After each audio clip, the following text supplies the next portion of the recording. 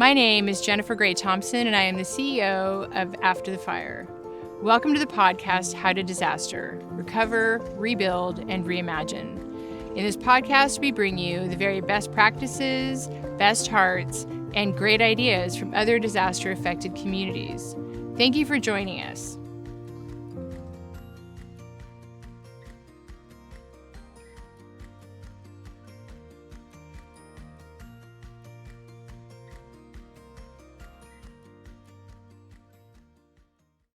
Welcome to Season 3 of the How to Disaster podcast, where we help you recover, rebuild, and reimagine.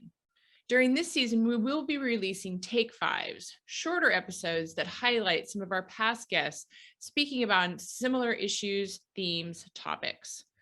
We wanted to do this so that perhaps it'd be easier if you only have a few minutes, but you wanted to connect with these focused episodes and guests, that you could condense all their messages into one smaller bite-sized piece. One of the things that we know about disaster is that we really have to meet people where they're at. And sometimes where you're at is you only have 5 minutes. We're very excited for the third season. We've got great guests and wonderful information and content about how to actually help get your community through to the other side. So thank you for joining us. And if you wish to find out more, please visit our homepage at afterthefireusa.org. Consider giving us a like or follow if you like this podcast. We really appreciate it and thank you for your time. In 2017, the night of the fire, we were lucky just to survive. We had no warning, no evacuation notice, and only had minutes to escape our home before the fire destroyed it, along with thousands of others that night. Specifically that night, we pretty much ran out of the house with no shoes on.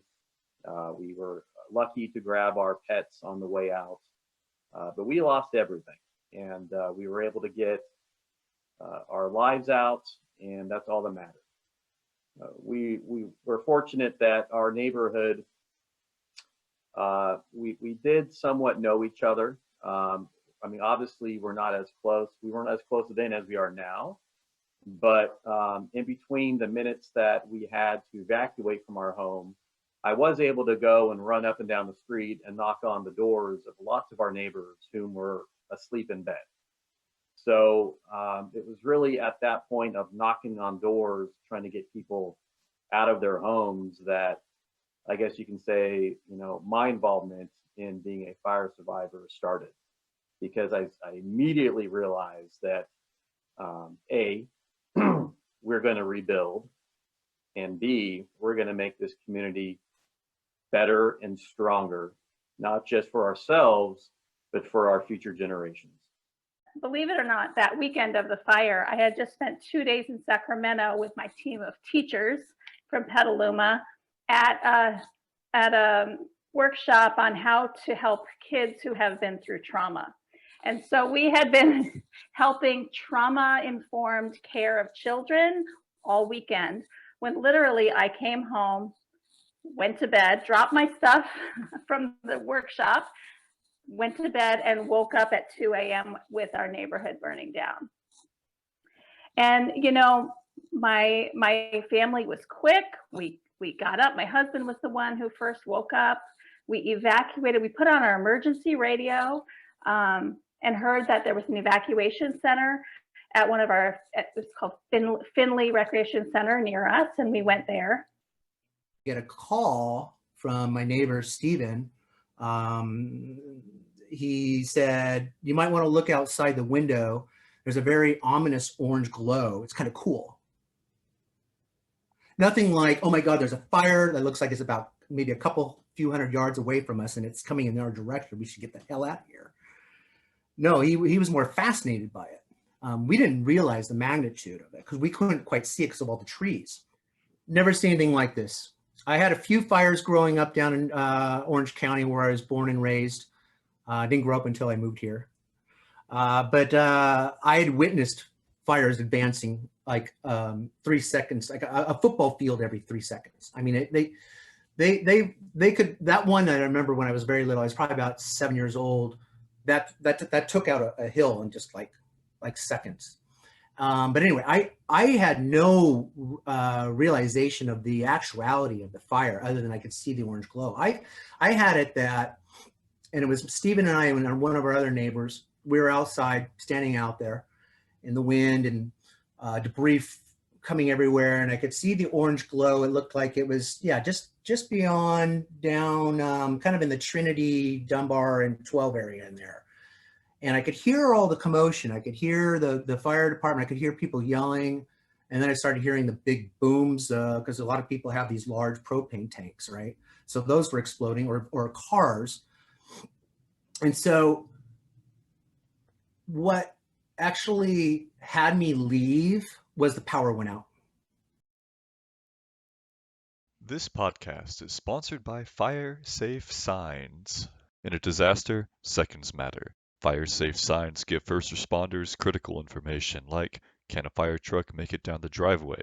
What water sources are available? Fire safe signs help property owners provide crucial information to first responders, and they're made in the USA. Getting this information in seconds helps save lives. Together, we make our community safe. Visit us today at firesafesigns.com. It takes leadership, and someone has to step up and say, let's do this. This is what should be done. You know, there's the old adage, right? If you're not at the table, you're on it. And I would much rather be at it, even if it's with my own employer. And I will leverage every relationship that I have to make this community more fire safe. It is every obligation, I think, of every Sonoma County resident. We cannot and should not let our community down and go through another wildfire and lose another life. That should be our mission. That should be our goal.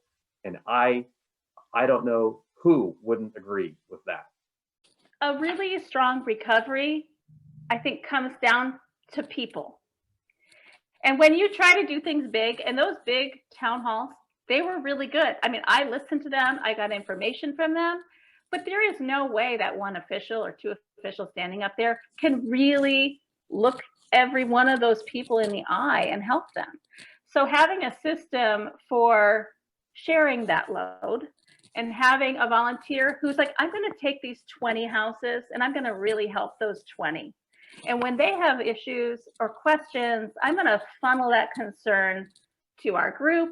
And then we're going to also talk to the city or the county or whoever it is that really should be also aware of that problem or concern. Becomes a way that you're heard and you're listening. And so it's just not realistic that we can all be, I mean, whoever's shouting the loudest in one of those large meetings. There's a place for those large meetings. They're really, really important. Absolutely, yeah. Well, you called me a second responder. I never heard that term before for an artist. And I've long thought about that pretty on a deep level of what that looks like, how that consists. Yeah, the fact that I was there to cry over the loss of my property, where it turned into something else.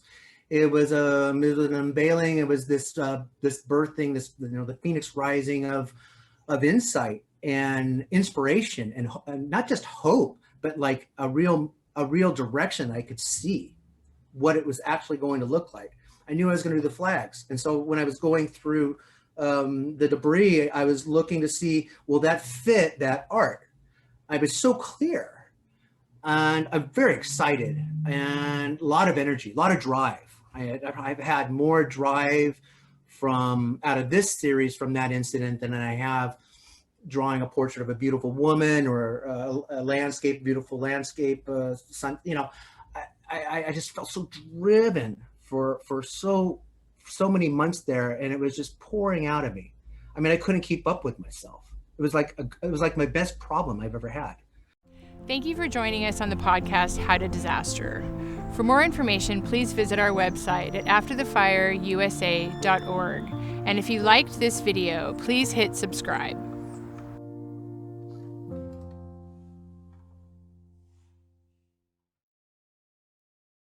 Fannie Mae provides mortgage options for you and your family. If you have a mortgage owned by Fannie Mae, you may have financial options available after a disaster, such as forbearance plans, deferral of payments, lending assistance, and counseling. Find out more from our Disaster Response Network. Go online at www.knowyouroptions.com/relief or call 1-877-833-1746 today.